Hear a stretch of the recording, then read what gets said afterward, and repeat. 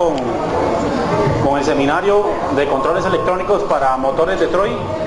Bueno, básicamente Detroit ha comenzado a sacar sistemas ya desde hace bastante tiempo. De lo que conocemos más aquí es del sistema DIREC 2, que viene desde el 87, ¿ok? La misma fábrica ha ido evolucionando los sistemas. Después de DIREC 2 sacamos DIREC 3, después DIREC 4, después DIREC 4 con sistema EGR, y luego sacamos DIREC 5, y ahora hay DIREC 6, hay DIREC 15, pero lo que más conocemos aquí es DIREC 3, DIREC 4, que actualmente es como un 60% aproximadamente la flotilla total de camiones que están circulando en el país. Entonces es importante que para ustedes, yo sé que muchos aquí no trabajan en la parte pesada, otros sí, pero para los que no, para que puedan conocer un poco del sistema, vean lo sencillo que es. Y yo sé que con la capacidad que tienen a la hora de hacer un diagnóstico en un sistema de inyección de un vehículo, diésel o gasolina, pueden tener capacidad para poder solucionar un problema en un sistema de estos. Bueno, básicamente esta es la evolución que ha venido teniendo el sistema. El sistema ha ido evolucionando según las restricciones de contaminantes que han ido exigiéndole más y más controles y disminuir básicamente la contaminación al medio ambiente, ¿verdad? Específicamente en Estados Unidos es donde ha habido mucho control, y este sistema americano ha ido evolucionando bastante. Actualmente ya tenemos sistemas muy modernos en Detroit que tienen turbos de geometría variable, tienen sistemas de EGR, como ustedes lo ven en un vehículo convencional. Y en este tipo de vehículos, este tipo de sistemas, sistemas de EGR, los utilizamos específicamente para disminuir los NOx, ¿okay? En los gases contaminantes de la unidad. ¿Okay? El seminario que vamos a dar va a ser orientado a los sistemas DIREC 3 y DIREC 4, específicamente todo lo que es la parte de control electrónico. ¿Okay? Algo básico, los sistemas vienen con un troquel que viene en el bloque del motor, debajo del múltiple de admisión. Ahí ustedes pueden encontrar los identificadores del motor, que eso es sumamente importante. Ahora vamos a ver por qué. Ahí viene, por ejemplo, el número de serie de motor, que es el número de arriba, el que ustedes están viendo, ¿okay? Luego viene el modelo del motor, ¿okay? Que es el 6067, por ejemplo, en este caso es un MK4E, y la fecha de fabricación es la que está al lado derecho. Eso es sumamente importante, porque mucha gente no sabe ni siquiera qué tipo de sistema anda, o qué computadora anda instalada, y anda una mezcla rarísima ahí, y ya la unidad comienza a presentar problemas de funcionamiento, de alto consumo de combustible, y es donde comienzan los problemas. ¿Okay? Además de eso, ese identificador, el motor trae otros identificadores. Este es un motor Detroit, un DIREC 3, un DIREC 4, ¿okay? En la tapa de válvulas, lo trae también en el block, ¿okay? Y lo trae abajo, ¿okay? Estos son los puntos de localización. Aquí viene lo que significa básicamente cada sigla, ¿okay? Del modelo. Como ustedes ven, nos identifica desde el tipo de serie de fabricación del motor, la cantidad de cilindros, la aplicación, si es una aplicación automotriz, si es una aplicación marina, si es una aplicación para un motor estacionario. Nos identifica también la cilindrada del motor, que eso es muy importante. Entonces, si ustedes se dan cuenta ahí, un motor MK es un motor 12.7, ¿ok? Son 12.700 centímetros cúbicos, ¿ok? Y hay otros motores que igual son 12.700 centímetros cúbicos, pero la diferencia es en cuanto a las características de la relación de compresión interna del motor, que ahí cambia, ¿ok? Las características de los pistones, las características ya del turbo es diferente. Muchas veces los inyectores cambian, la programación de la computadora varía, y todo esto es muy importante, ¿ok? Luego vemos el tipo de control. En este caso, K es DIREC 3, DIREC 4, y ahora tenemos el DIREC 5, ¿ok? Que es el V. Entonces eso es bastante bueno. Ahora aquí viene algo interesante. Por ejemplo, ustedes vieron que hay muchos tipos de motores 12.7, pero hay 12.7 estándar o premium. Los premium están llegando hasta los 500 caballos, son 500 HP de potencia, ¿ok? Y los motores 12.7 estándar llegan hasta los 470 caballos con control crucero, como un motor MK, ¿ok? Eso es una característica específica del motor, ¿ok? Y de acuerdo ya a las condiciones mecánicas que tiene el sistema. ¿Qué es lo importante de esto? Lo más importante de esto es en caso en que ustedes les toque ver un camión, saber de que la computadora, la programación que tiene la computadora coincida con la información que tiene el motor, ¿ok? Porque si no, se van a dar cuenta de que hay diferencias, y esas diferencias van a verse repercutidas en el rendimiento de la unidad, tanto en consumo como en la pérdida de potencia, en funcionamiento en general de la unidad. Eso es muy importante para que ustedes lo sepan como cultura, es muy importante saberlo. Los motores 11.1 son motores que también entraron aquí al país, hay bastantes, son motores más pequeños, tienen menos caballaje, menos potencia, y menos rendimiento. Ahora, los motores 14 litros son motores que nacieron en el DIE-4, el primer sistema de DIE-4 vino con EGR, ¿ok? En 14 litros, había un motor que venía sin EGR, pero ellos comenzaron a sacar los motores 14 litros con EGR, luego sacaron el motor DIE-5 con EGR, son motores que llegan ya hasta los 600 caballos, esos motores están dando 1850 libras de torque, ¿okay? Es bastante torque. Un motor DIE-4 Premium está dando aproximadamente 1650 libras de torque en rendimiento pleno, ¿okay? Ahora, todo esto se da, pero si tenemos los inyectores adecuados, si tenemos el turbo adecuado, si tenemos la programación de la computadora adecuada, ¿ok? Si esas condiciones no se dan, ese rendimiento no se da. Estos son los grupos de control básicamente que integran el sistema.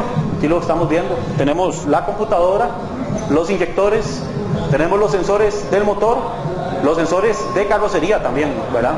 Entonces, en los sensores de motor tenemos el sensor de temperatura del coolant. Okay, vamos a ver los identificadores ahora con el motor. Okay.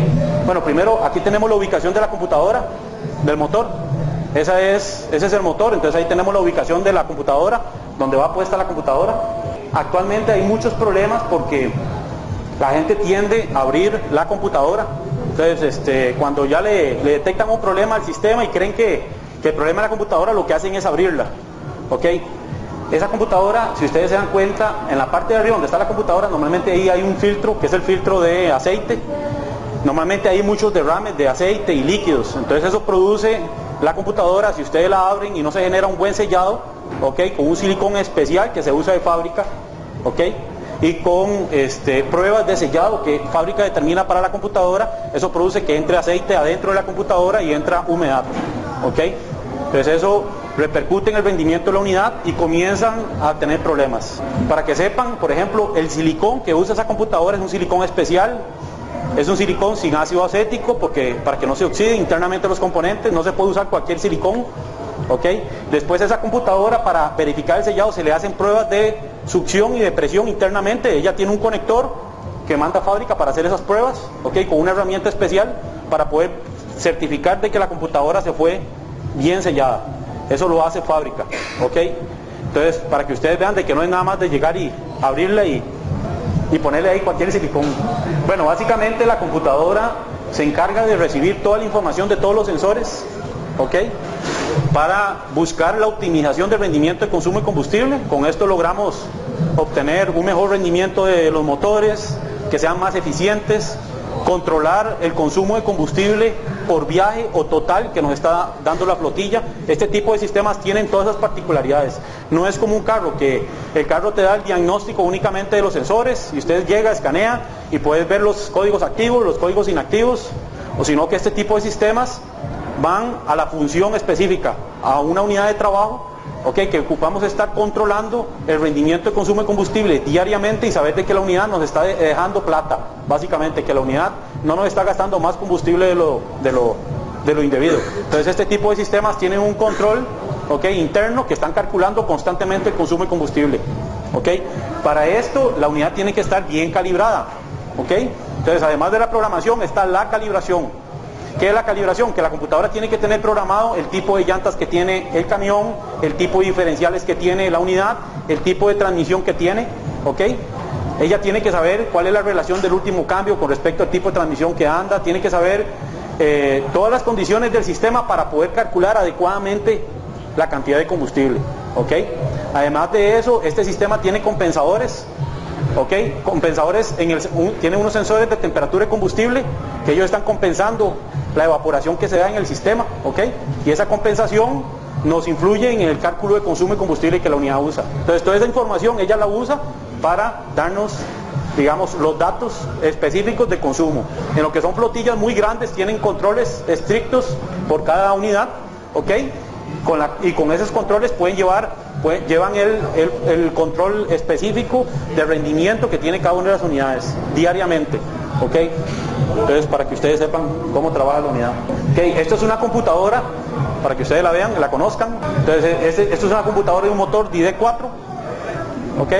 Ya es algo bastante grande. Entonces, este tipo de sistemas es un poco diferente a lo que es trabajar en un sistema de un vehículo convencional.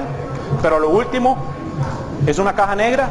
Para ustedes es una caja negra donde entran sensores y esos sensores controlan actuadores, ¿ok?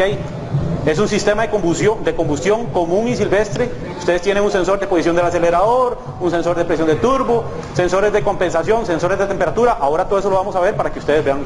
La computadora, como se dan cuenta, tiene conectores a ambos lados, ¿ok? Tiene conectores a ambos lados. Entonces esos conectores los vamos a ver. Bueno, aquí viene un poquito de la ubicación de los sensores. Tipos de sensores. En este sistema tenemos sensores magnéticos que nos generan una señal senoidal, como el SRS y el TRS. Ustedes lo están viendo, ¿ok? Tenemos sensores de presión de turbo, como el TBS. Es un sensor de presión de turbo hasta 3 bar, ¿ok? Tenemos un sensor de temperatura del coolant.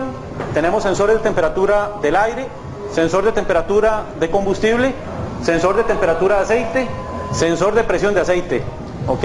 Esos son los sensores que tiene este sistema, ¿ok? Este es un sistema, un motor DD3, básicamente lo que tenemos aquí, o DD4, es prácticamente lo mismo.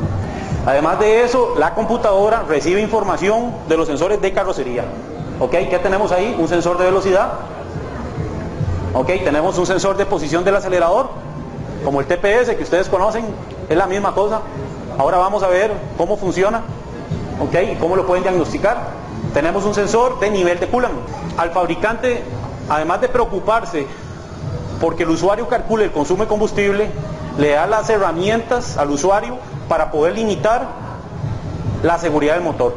¿Cómo la limita? Ok, el sistema, por ejemplo, si el sensor de nivel de coolant, que es aquel del CLS, ok, le indica a la computadora de que la unidad anda con el coolant bajo.